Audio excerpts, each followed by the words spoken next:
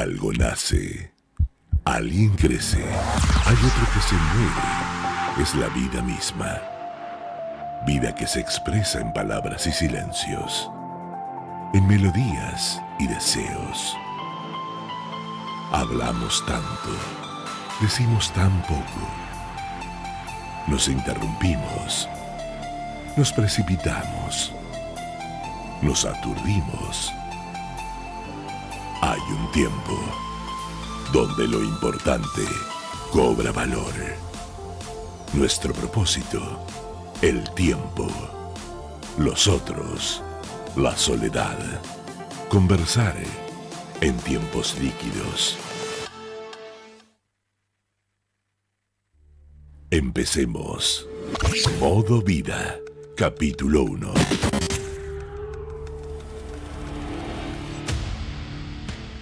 Placer, amigos, el reencuentro. Soy Juan Pablo Tramesani y el tema de hoy tiene que ver con la lengua, con eso que diariamente nos une o nos distancia, con eso que en algún momento existió en algún lugar y en algún momento dejó de existir. Aquello que algunos quisieron acallar y otras lenguas que se hablaban en voz baja, porque tal vez tu papá, si hablabas en guaraní, por ejemplo, te pegaba en la boca por hacerlo en otros tiempos. Y hoy, para quienes hablan el guaraní, para quienes lo viven con mucha profundidad, como son los paraguayos mismos, recuperan y resurge y renace esa lengua y hoy están orgullosos y se estudia en la universidad. Quizás Alberto Migré fue alguien de vanguardia cuando en su Piel Naranja lo hizo Arnaldo André decir Rojeijú, ¿no? Que es te amo en guaraní. Y dice Arnaldo André que él va por la calle y que muchas veces la gente no sabe qué quiere decir, pero le dicen Rojeijú. Y si de lengua se trata, más vale que yo me calle un poco y que escuche al entrevistado, como me dijeron alguna vez en la Facultad de Periodismo. Y es un placer para mí recibir a Karina Fernández, doctora en letras, sociolingüista y licenciada en folclore. Karina, su tesis se metió con el tema del guaraní. Idioma que no está en extinción, sino de esas lenguas que todavía siguen desarrollándose, ¿no? Karina, bienvenida. Hola Juan, buenas tardes. Gracias por la invitación. Sí, como vos decís, el guaraní es una lengua viva, es una lengua que afortunadamente por distintos motivos y en distintas zonas tuvo procesos también diferentes, pero que le garantizaron la supervivencia. ¿Hay varios guaraníes? Hay variedades, como en realidad como en todas las lenguas. Nosotros también en español hablamos variedades diferentes. Pero cuando vos decís en español hablamos variedades diferentes, ¿son solo giros o formas, no en el español? A ver, yo me entiendo perfectamente con un colombiano, con un mexicano, con un chileno, y habrá algunas palabras, ¿no? Pero me decís no. No. Y me encanta que me digan que no. No. A ver, lo que vos decís es cierto, podés entenderte, porque hay un caudal de elementos en la lengua que garantizan la comunicación, sí, el intercambio usando una misma lengua, aunque sean diferentes variedades. Las variedades obedecen a diferentes motivos también.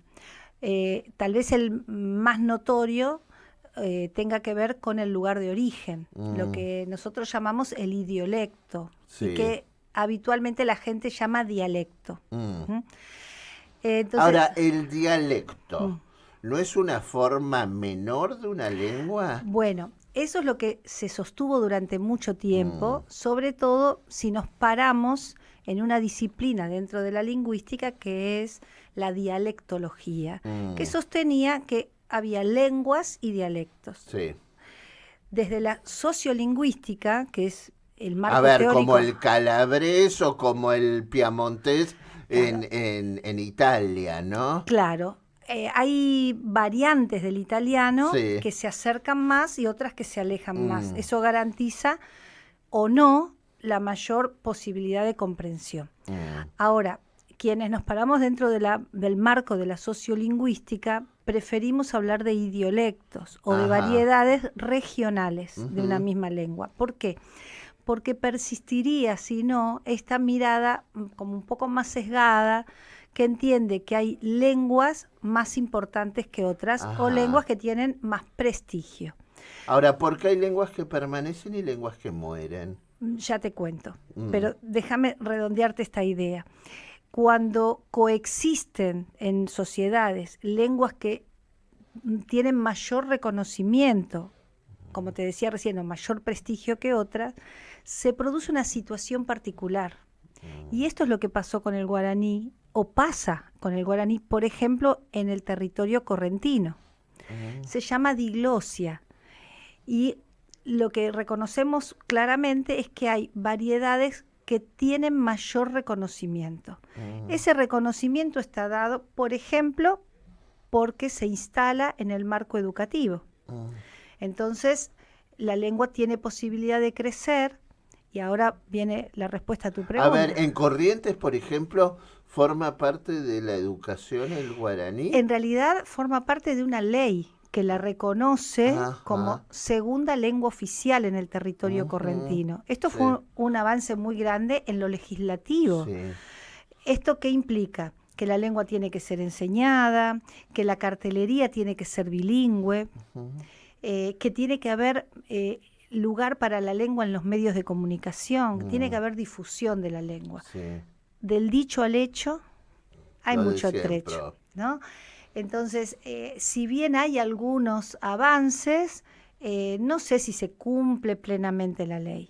A ver, vamos a ir al otro, pero si ubicamos el guaraní, lo ubicamos en Corrientes y ¿dónde más? Mira, el guaraní en realidad se extiende desde la zona del Caribe hasta Corrientes y Entre Ríos. ¿Caribe? Sí.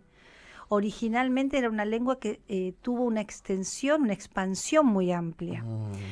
Lo que pasa es que en cada zona donde se habla adquiere una variante diferente. Entre paraguayos y correntinos puede haber una alta posibilidad de comprensión, pero no hablan el mismo guaraní. Sí. En Misiones se habla guaraní, una variante que se llama mbiá. ¿Qué significa algo? No, es el nombre de la variante. Mbiá. Mbiá. Sí. En el sur de Bolivia también se habla guaraní. Hay resabios. ¿Dónde? ¿Santa Cruz? Mira, es en la frontera con el territorio argentino. Sí. Y en cada lugar tuvo un desarrollo diferente. Porque, por ejemplo, durante la dictadura de Stroessner en Paraguay, una de las banderas que se usó fue legalizar o mejor dicho, oficializar el guaraní y darle espacio en todos los niveles educativos, apelando al guaraní como marca de nacionalidad, como un rasgo que estaba ligado directamente con el sentimiento patriótico. Bueno, algo bueno tenía que tener. Claro, bueno, eso ¿no? ayudó a posicionar en otro lugar el guaraní. En el sur de Bolivia, ¿qué pasa? En proyectos de educación intercultural, se instala la enseñanza del guaraní, pero ¿qué pasa? No todos los docentes son nativos. Claro. Y entonces se produce un proceso inverso, una retracción de la lengua. Entonces, no en todos los lugares, y ahí viene la respuesta a la otra pregunta, los intentos de revitalización lingüística tienen el mismo resultado. Además, vos tomás un país como Bolivia o tomás un país como México y es la Torre de Babel, ¿no? Bueno, porque tenés... Cuando yo escuchaba tu introducción, estaba pensando en eso, en el miedo a la variedad, que si nos remontamos a las escrituras, en el mito de la Torre de Babel, en ese relato mítico, la variedad de lenguas que surgen, una forma mitológica de explicar la variedad de lenguas y culturas, si queremos, aparece esa variedad como un castigo a la soberbia del hombre. Claro. Y si hay algo que persiguió a muchas naciones, fue el miedo a la variedad. Y entonces la educación tendió a homogeneizar. Y esto tiene mucho que ver con nuestra historia. Pero déjame que cierre algo que me preguntabas hace un ratito. ¿Por qué se pierden muchas lenguas? Bueno, tal vez por el miedo a ser estigmatizado. Y ese miedo no tiene relación únicamente con las comunidades indígenas que van siendo cada vez menos, sino que hay también un miedo dentro de las poblaciones que migran de territorio. Claro, con el afuera, con la posibilidad del ascenso social, con de alguna manera la discriminación. Vamos a estar hablando de eso y vamos a estar hablando también de una vocación que apareció en algún momento y que pareciera haber quedado absolutamente en alguna academia suelta por algún lado, como fue el Esperanto, la vocación del lenguaje universal. Pero es tiempo de establecer el primer respiro musical. Venimos bien. הלכנו לאיבוד בין כל האירועים, חוגגת אלימות בכל מיני שטחים, וכל שעה שומעים אותן החדשות, עייפו ממאמץ אוזניים ומוחות, בסתר חמומים שיניים משחיזים, מאחורי גבם קמוצים האגרופים, ללא שום חרטה זולגות דמעות תנין, ליבו של עם נקרא לשמאל ולימין, ומתרכז הכל במאבק יוקרה, צבירת כוחות ריצה אל כס המלוכה, לכל מילה יש מתנגדים ויש תומכים, והפיקחים משחקים ראשים קטנים, אנחנו עם שלא לומד מן העבר, חלפו אלפי שנים ושוב אותו דבר, שנאת חינם שבין כתבים קיצוניים, רק מקילה על מלאכתם של האויבים.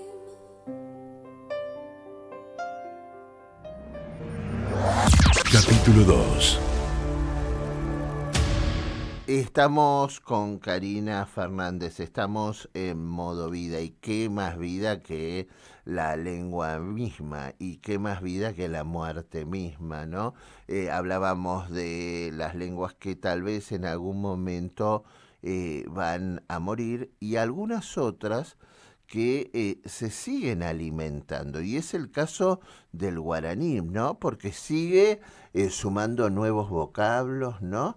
Y porque hoy lo pronuncian con orgullo, ¿no? El pueblo paraguayo. Es verdad. En realidad hay algo que atraviesa todas las lenguas y a sus hablantes, que es el poder ser un elemento de identidad, ¿no? Nosotros en general, desde la sociolingüística, analizamos aspectos como la identidad lingüística, los prejuicios lingüísticos, y un hablante que se siente orgulloso y que encuentra en la lengua un factor de identidad, defiende la posibilidad y el derecho a hablar en esa lengua, a ser entendido, a crear en la lengua.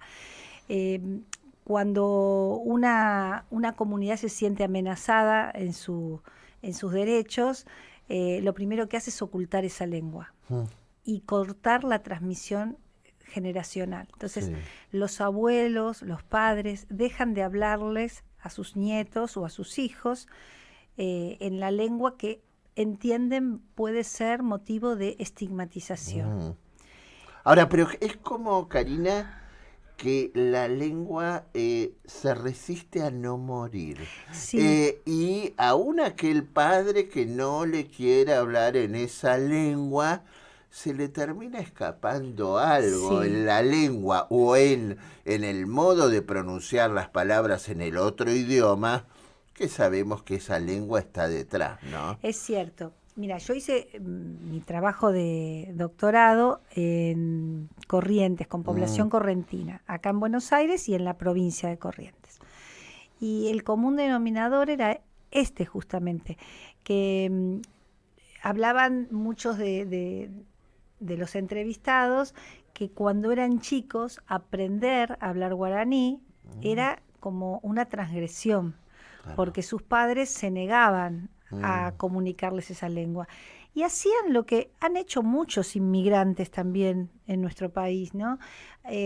Conservar la posibilidad de hablar entre los adultos, decir que no era para los chicos decían que esas eran palabras traviesas, pero también se veían en situaciones en las que eran llamados, por ejemplo, guarangos por hablar guaraní. Ajá. Pero con el ¿de término ahí viene el guarango? en realidad en términos despectivos, Sí, porque sí. se ligaba el guaraní a la ignorancia, y esto es un serio prejuicio, porque en realidad es una lengua más que permite no solamente aumentar las posibilidades de comunicación, crecer en la posibilidad de ver el mundo de otra manera. Manejar lenguas significa también codificar el mundo que nos rodea de una manera diferente. Entonces, construir otras realidades también, ¿no? Exacto. Que tiene que ver con los paisajes, con las historias de los pueblos, con la geografía. Sí, y va estrechamente de la mano con la cultura. Cada lengua constituye una manera particular de codificar el mundo que te rodea. Vos sabés que los pueblos esquimales, para denominar el blanco, tienen innumerables palabras, cantidad de palabras, porque pueden Ahora, ver... ¿es el mismo blanco, Karina? ¿O es un blanco veteado un poquitito más, veteado un poquitito menos? Ahí está la diferencia. Ellos perciben... Entre el blanco y el negro, infinidad de variantes de blanco. Pero en otros pueblos bueno, pasa... qué riqueza, ¿no? Claro. Y en otros pueblos... Qué capacidad de discriminación en el sentido positivo de la discriminación o del discernimiento. Exacto, pero es algo que también podría pasarle al hablante de español, por ejemplo, en la codificación de los colores, que puede ser muy diferente de la codificación que hacen los hablantes de otras lenguas, que no hacen, por ejemplo, distinción entre celeste, verde. Nosotros tenemos verde limón, verde agua, ¿no? Bueno, cada lengua construye un mundo, ¿no? Y volviendo a lo que decíamos del guaraní, para estos hablantes bilingües o hablantes de herencia, que no es lo mismo, y esto me parece que es interesante también, ahora te cuento, incorporar el guaraní, aunque sea de forma transgresora, constituyó una manera de sentirse parte de un pueblo, ¿no? Por ejemplo, hoy en Corrientes... De revalorizar la propia historia y el propio ADN, ¿no? Exacto. Por ejemplo, Corrientes es una provincia que no tiene comunidades indígenas como podés encontrar en Santiago del Estero, en Formosa más te diría, ¿no? Sin embargo, la lengua guaraní es una marca de identidad. Que está arraigada al pueblo y que es parte de su composición musical folclórica por excelencia, como el chamamé, ¿no? Sí. Y tiene la posibilidad de crear nuevas palabras, porque es una lengua que nosotros llamamos aglutinante. ¿Qué quiere decir esto? Que forma nuevos términos combinando partículas cargadas de significado. ¿Se hace un recuento en las lenguas de la cantidad de palabras que existen y se puede decir o no que una lengua es mucho más rica en función de la cantidad de palabras que la misma cuenta? Yo te diría que no. Bueno, el recuento está en el diccionario, en el léxico. Pero imagino que el guaraní no debe tener la misma cantidad de palabras que el español, posiblemente no tenga algunas palabras vinculadas con algunas actividades, pero eso pasa en todas las lenguas, porque en realidad cada lengua tiene los términos que necesita para designar su propia realidad. Claro. Pero además, y aparte en función de la extensión del territorio, si nosotros pensamos un español que atraviesa Latinoamérica entera, ¿no? Es muy distinto a un guaraní que atraviesa solo determinados sectores y regiones. Es ¿no? posible, pero justamente como estamos ante realidades de contacto lingüístico, el contacto con otras lenguas te permite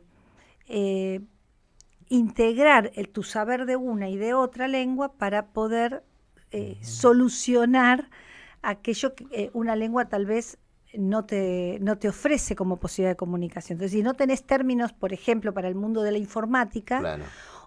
o la lengua permite crear nuevos términos, o te valés de las lenguas, de las palabras de la otra lengua. Esto es un fenómeno que es interesante también de estudiar, porque todas las lenguas crecen un poco de esa manera. Vos me preguntabas... Hay tiempos donde se crece mucho más y hay tiempos donde se crece menos, ¿no? Hay tiempos como mucho más ricos culturalmente, Sí. o hay tiempos donde la mirada tal vez está puesta en el fenómeno de los tiempos. Sin Claro. duda que la tecnología trajo un montón Bueno, de vocablos al sí. español, muchos de ellos mal traducidos, muchos de ellos... Sí, adaptado. casi- Sí. Bueno, una de las de los parámetros que se tiende a evaluar para ver si la lengua tiene posibilidad de seguir, Sí. no hablo de guaraní, cualquier lengua, sobre todo las llamadas lenguas minoritarias o minorizadas, son dos cosas distintas también, sí. es evaluar si la lengua está presente en los, por ejemplo, en la web, si hay espacios en donde los hablantes intercambian mensajes con esa lengua. Y vos me preguntabas recién sobre la diferencia entre un bilingüe y un hablante de Sí. herencia. Mira, es interesante. El hablante bilingüe puede crecer, o sea, hay un periodo de desarrollo del aprendizaje o de la incorporación de la lengua, se llama periodo crítico, que abarca los primeros años. Así como aprendimos a hablar la lengua materna, el hablante bilingüe pudo haber crecido... Mama las dos lenguas. Claro. También es posible que lo aprenda un poco después, tal vez sin desarrollo. Como muchos de nuestros pibes que el español y el inglés Claro. lo hablan. Una cosa es el aprendizaje y otra cosa es la adquisición de la lengua. El aprendizaje es sistemático. Sí. O sea, tomas un curso, tenés Sí. clases. La adquisición se hace de forma natural, igual que la lengua materna. El que crece en esas dos lenguas, inclusive hoy los lingüistas aceptan que puede haber diferentes grados de dominio de ambas lenguas. No necesariamente es perfecto, ideal, el camino de las dos lenguas. Ese sería el bilingüe. En cambio, el hablante de herencia, y esto es lo que tenemos, por ejemplo, en Corrientes, más que hablantes bilingües, porque no todos lo son, el hablante de herencia es el que crece en un contexto, por ejemplo, en el que la lengua, en este caso el guaraní, es la lengua de intercambio familiar, entiende, puede dar alguna respuesta, pero posiblemente no tenga todas las habilidades lingüísticas tan desarrolladas. Estamos con Karina Fernández, estamos hablando de las lenguas, estamos hablando muy en especial del tema del guaraní, algo que fue, que vino, que volvió, que sigue creciendo, y es tiempo de establecer un respiro musical y escuchar otra lengua que no es la nuestra.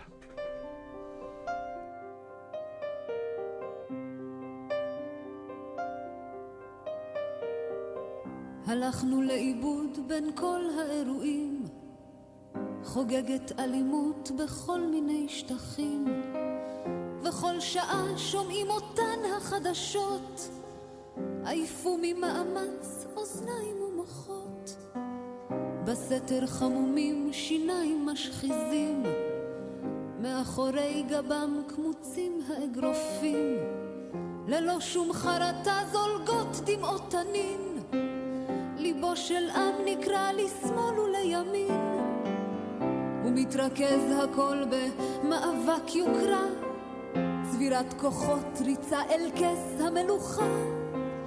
לכל מילה יש מתנגדים ויש תומכים, והפיקחים משחקים ראשים קטנים. אנחנו עם שלא לומד מן העבר, חלפו אלפי שנים ושוב אותו דבר. שנאת חינם שבין כתבים קיצוניים רק מקילה על מלאכתם של האויבים.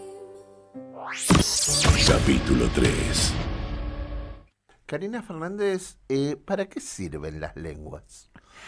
Uy, mira, yo te vengo contando acerca del valor simbólico, si querés, ¿no? Hablando de identidad, pero desde ya que la lengua es el factor de comunicación y es el rasgo que nos diferencia, ¿no? Es la característica que nos hace diferente en toda la creación. El ser humano es el único que tiene la lengua como una capacidad innata. Uh-huh. Y a propósito de esto, por ejemplo, a pesar de que está en otra vereda, porque no es un sociolingüista, pero es un gran lingüista, Chomsky hablaba de una gramática universal. Todos tenemos en nuestra capacidad comunicativa desarrollada esta gramática universal, ¿no? Es el rasgo que nos diferencia. Nuestra capacidad cognitiva está marcada por la lengua. Sí. Entonces, aunque vos no hayas estudiado gramática, sí, tenés una serie de conceptos o de ideas arraigadas a tu desarrollo lingüístico. A ver, la gramática reproduce mecanismos del pensamiento. Claro, vos no podés pensar si no es en una lengua, y esa es tu lengua materna. ¿Todos tenemos la capacidad de hablar cualquiera de las lenguas? Sí. ¿Es una función de la inteligencia? Es nuestra capacidad innata. O sea, lo que nos diferencia de cualquier otro ser creado es nuestra capacidad de lenguaje. Pero ¿es una función de la inteligencia? ¿Por qué quienes tal vez tienen algún tipo de disminución intelectual tienen tantas dificultades muchas veces con la lengua? Mira, eso te podría dar una respuesta mucho más precisa. Un neurólogo. Un neurolingüista, sí, por claro. ejemplo. Porque seguramente hay ahí algún tipo de dificultad o de inconveniente con algún patrón particular del desarrollo lingüístico. Pero ahora, sin duda que la riqueza de vocabulario, al menos es mi mirada, bueno, es la única que tengo, ¿no? Tiene que ver con alguna forma de la inteligencia, ¿no? Yo creo que sí. Y de la percepción y de la apertura al mundo. Es decir, se puede y es bueno ser rico en palabras, claro, en expresiones, bueno, en vocablos. Que vos me estás diciendo tiene que ver con algo que yo te comentaba hace un ratito, y es que la lengua configura tu manera de ver tu entorno y de ponerle nombre al entorno. Sí. Hay una hipótesis que se trabajó en los comienzos de los estudios de la etnolingüística y de la sociolingüística, que es la hipótesis Sapir-Whorf.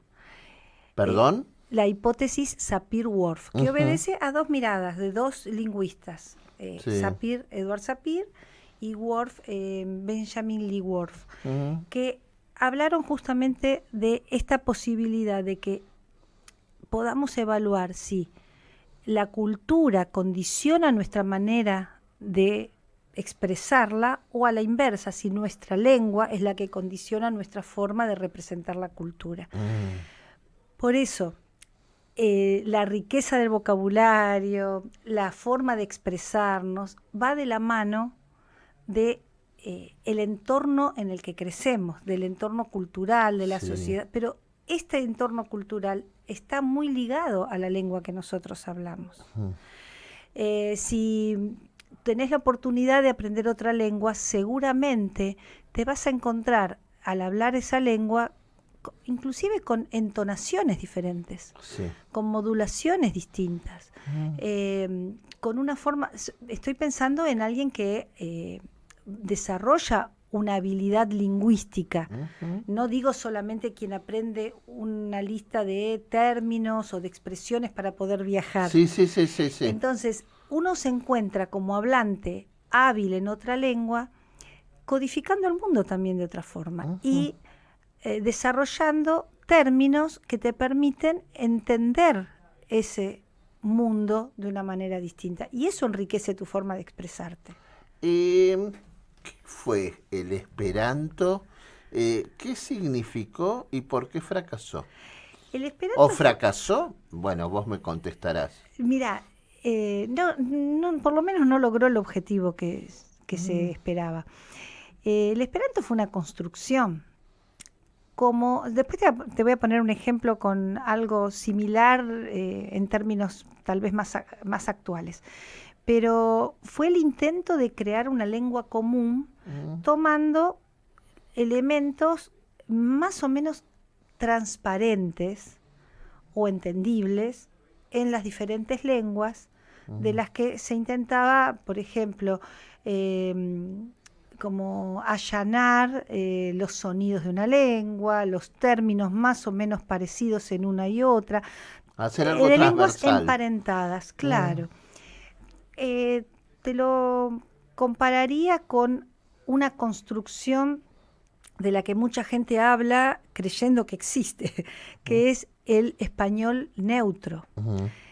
Tampoco existe el español neutro. Bueno, Ninguna es un lengua neutra. es una un invento, construcción. es un invento con un objetivo absolutamente comercial, que es ganar mercados, Exacto. y es unificar a toda Latinoamérica, Exacto. ¿no? A veces con el pecado de perder vocablos, ¿no? Bueno. Con ir a lo más general, Claro.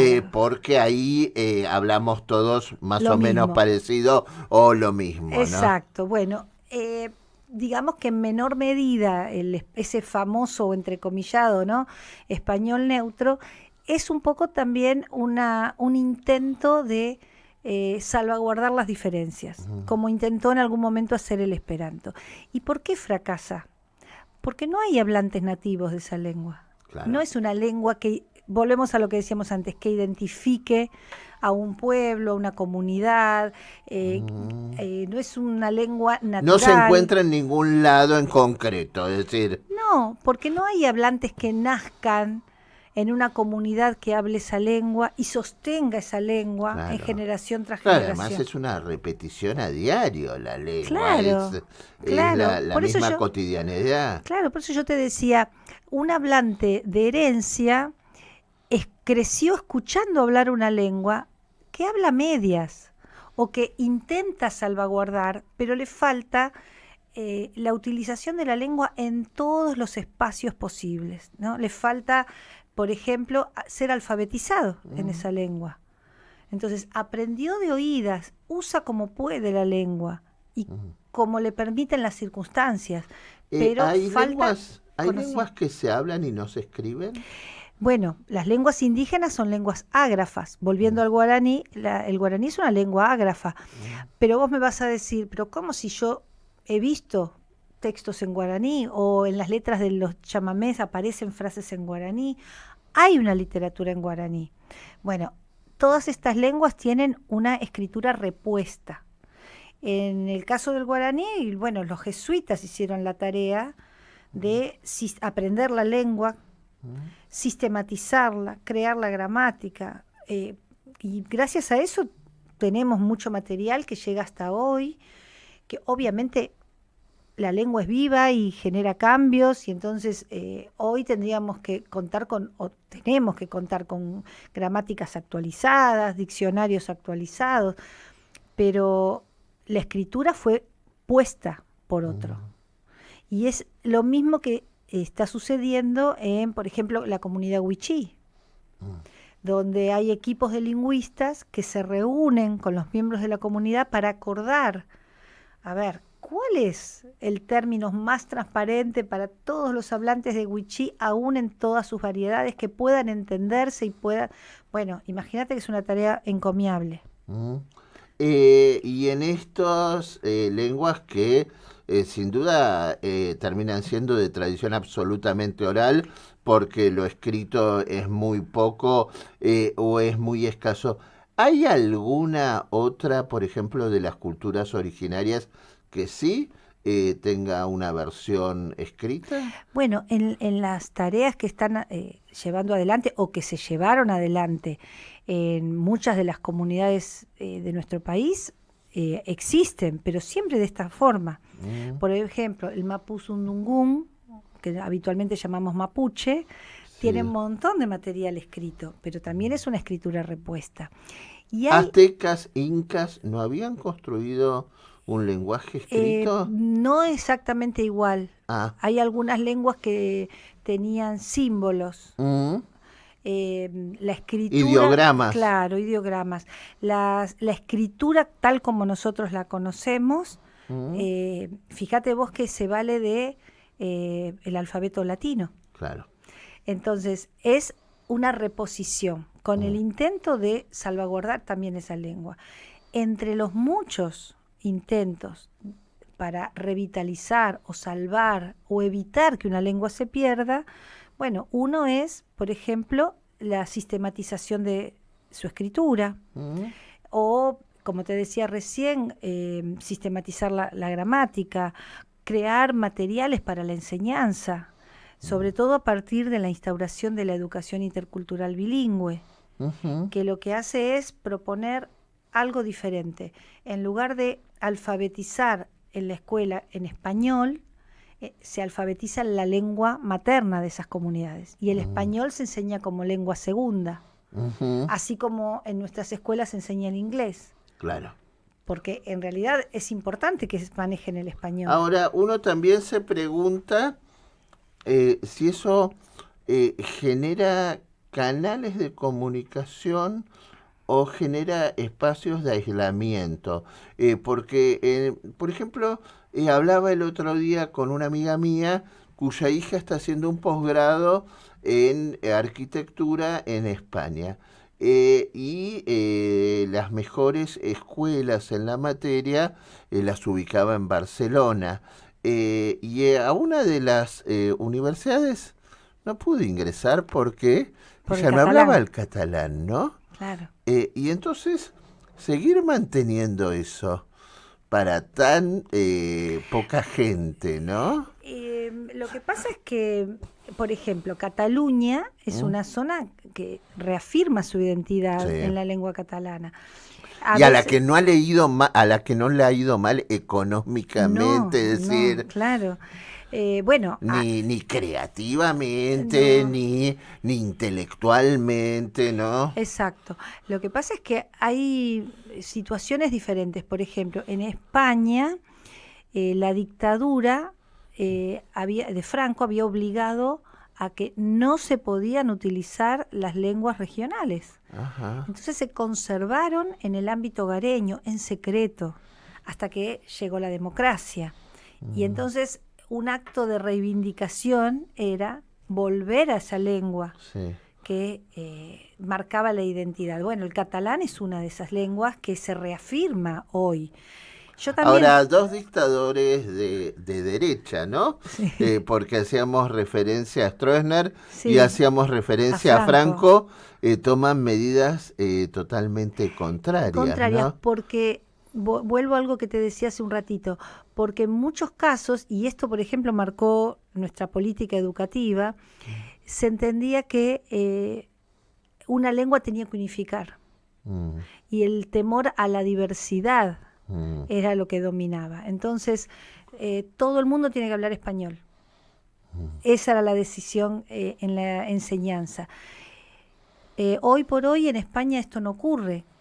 Cada autonomía conserva su lengua. El País Vasco desarrolló, por ejemplo, una política de revitalización que fue muy, muy satisfactoria. Sí. Bueno, en Israel pasó con el hebreo, por ejemplo. Y en Cataluña, como vos me preguntabas... Donde el hebreo triunfó sobre el yiddish. Claro, ¿no? Exactamente. Creo que lo que ocurrió con el hebreo y lo que ocurrió con el euskera en el País Vasco, son los dos ejemplos de procesos de revitalización exitosos. No siempre son exitosos, y es importante. Ahora, tiene que haber una decisión política, vos decís. Sí.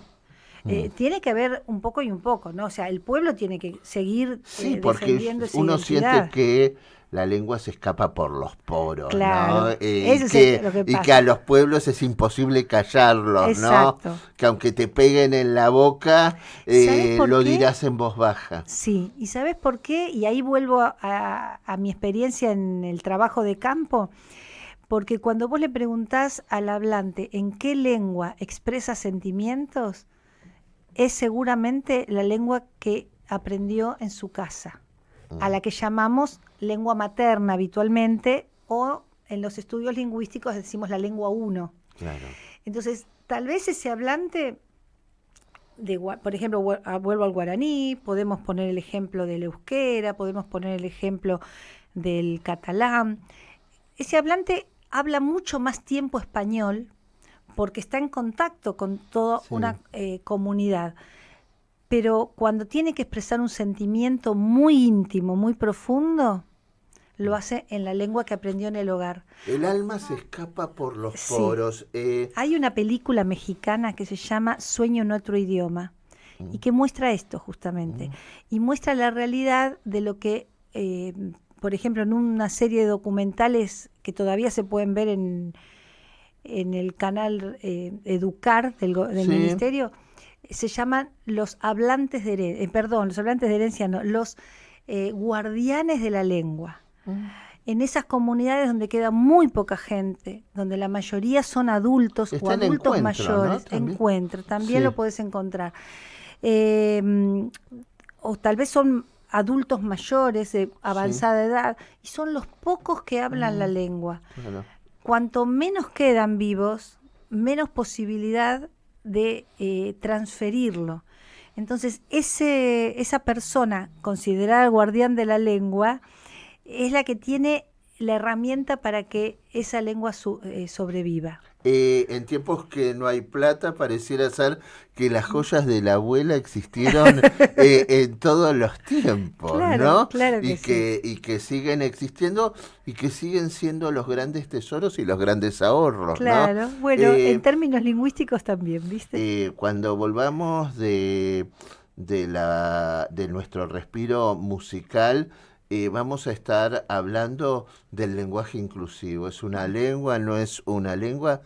Y esto de que se escapa por los poros, te voy a contar una anécdota que me toca en el sentido más personal y más familiar, que tiene que ver con mi abuelo, mi mamá y el guaraní, porque mi abuelo era paraguayo.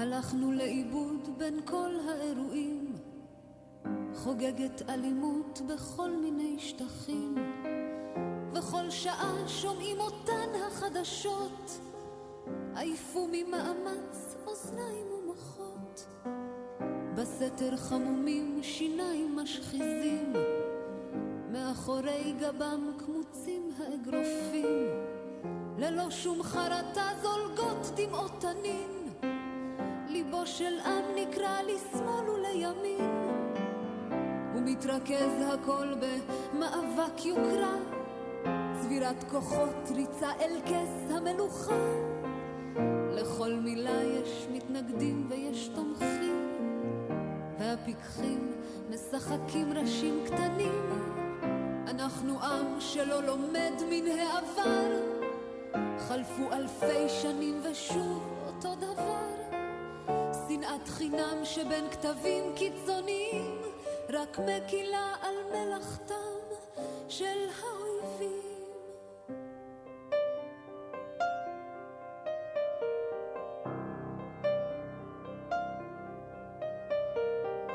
לרוב נדמה הזעקה הזאת עבדה, בין זעקות רבות כמעט לא נשמעה, בשפע מרעיפים עצות ולא יותר, אך הפתרון הוא לעשות, לא לדבר.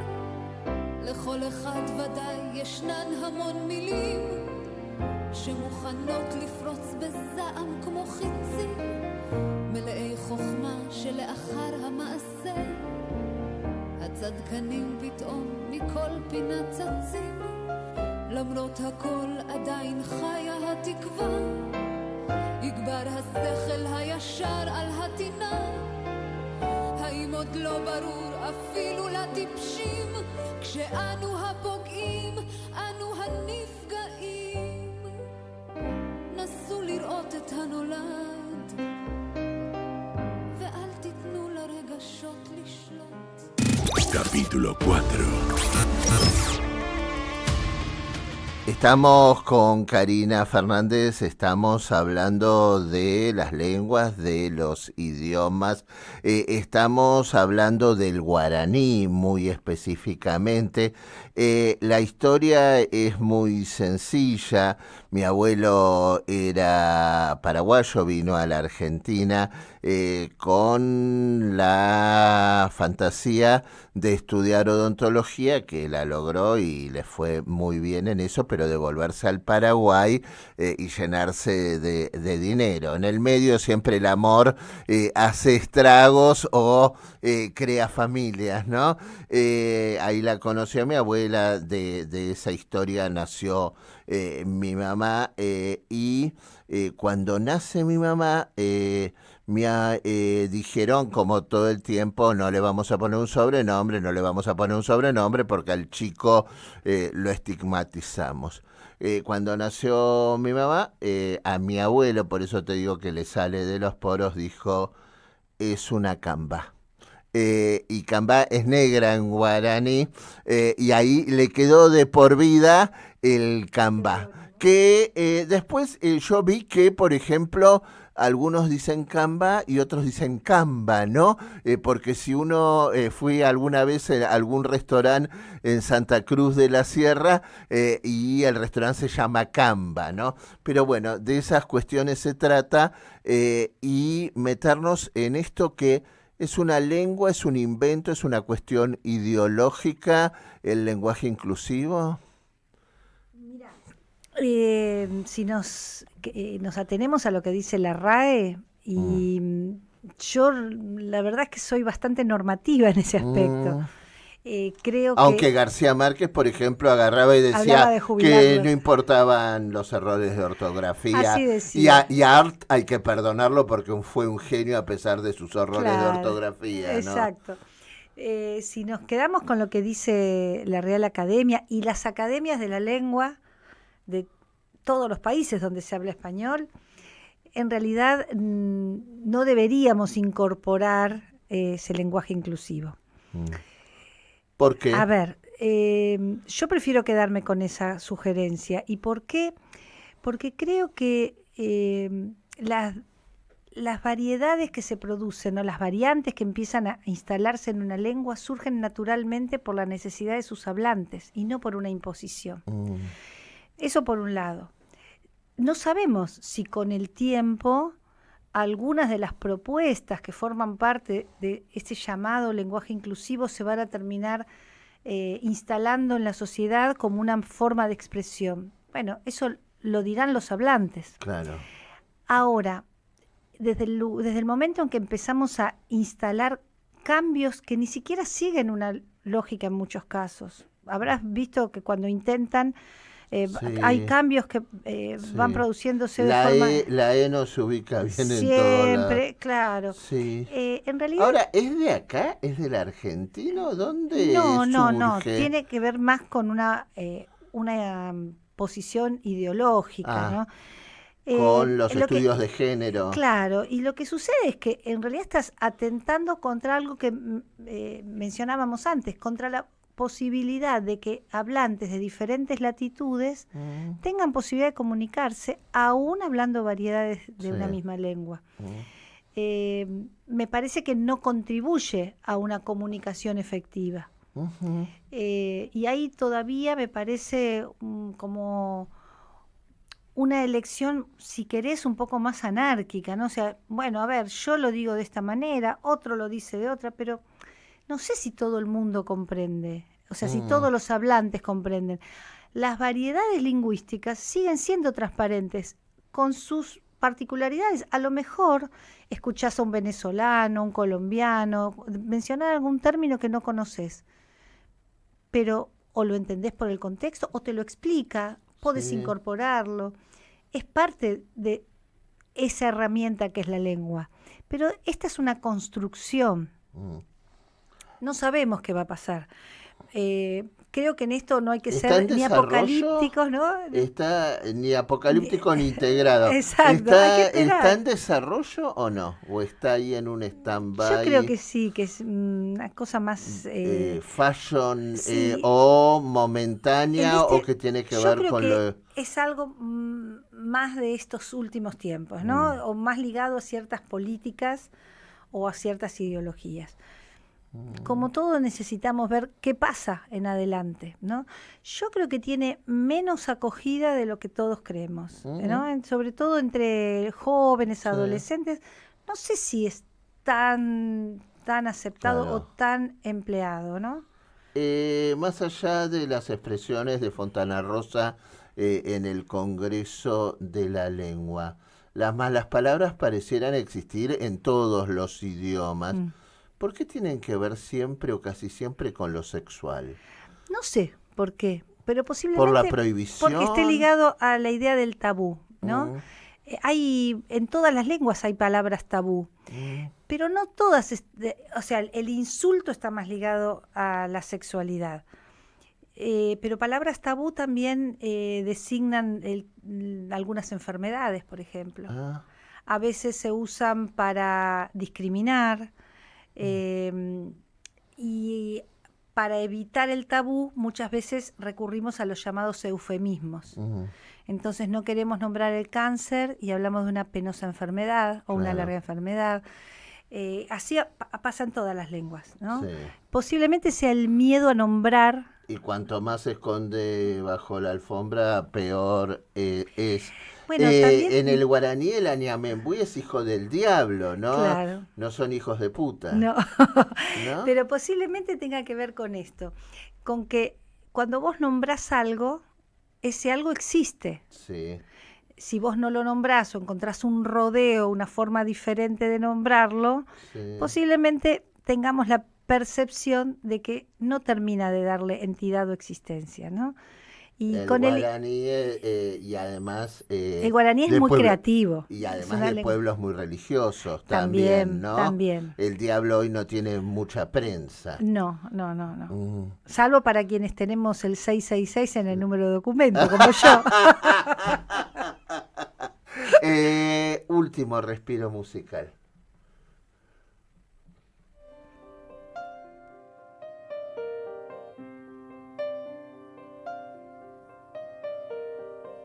הלכנו לאיבוד בין כל האירועים, חוגגת אלימות בכל מיני שטחים, וכל שעה שומעים אותן החדשות, עייפו ממאמץ אוזניים ומוחות, בסתר חמומים שיניים משחיזים, מאחורי גבם קמוצים האגרופים, ללא שום חרטה זולגות דמעות תנין, ליבו של עם נקרא לשמאל ולימין, ומתרכז הכל במאבק יוקרה, צבירת כוחות ריצה אל כס המלוכה, לכל מילה יש מתנגדים ויש תומכים, והפיקחים משחקים ראשים קטנים, אנחנו עם שלא לומד מן העבר, חלפו אלפי שנים ושוב אותו דבר, שנאת חינם שבין כתבים קיצוני. Antes del fin, el epílogo. Y si estos programas tienen algo de agradable, de satisfactorio, de lindo, es que dan tiempo y en estos tiempos se pueden hablar de otras cosas. Ella tiene el 666 en su documento. ¿Es de Independiente y tenés permiso para matar? Sí, porque mi otra parte del documento es 007. Ah, pero es muy loco. ¿Qué dicen las numerólogas? No sé, pero el 007 es el de James Bond. Claro, sí, Así sí. que tengo un poco Bueno, de y además la numerología tiene un sentido muy bíblico y con la Torá también. También, ¿no? claro que sí. Claro que sí, y claro que este programa se llama Modo Vida. Y Karina Fernández, preguntarte, ¿qué es la vida? Un don. Creo que un don de Dios. Sí. ¿Existe Dios? Sí, claro. ¿Estás segura? Sí. ¿Y cómo lo sabes? Creo que tuve la posibilidad de tener experiencias particulares en mi vida que me permiten reafirmar que sí. Y si la vida es un don de Dios y es un regalo, ¿por qué las guerras? ¿Por qué el hambre? Es cierto. ¿Y por qué el hombre, no? Es cierto. Pero creo que hay que seguir apostando, ¿no? Al mejor remedio para eso, a la solidaridad, al amor, a la consideración por el otro, el respeto, ¿no? ¿Cuál es tu misión en la vida? Después de haber sobrevivido a un atentado, creo que... En Turquía, ¿no? En Turquía, sí. Creo que darle gracias a Dios por el don de la vida y poder contarlo, poder comunicarlo.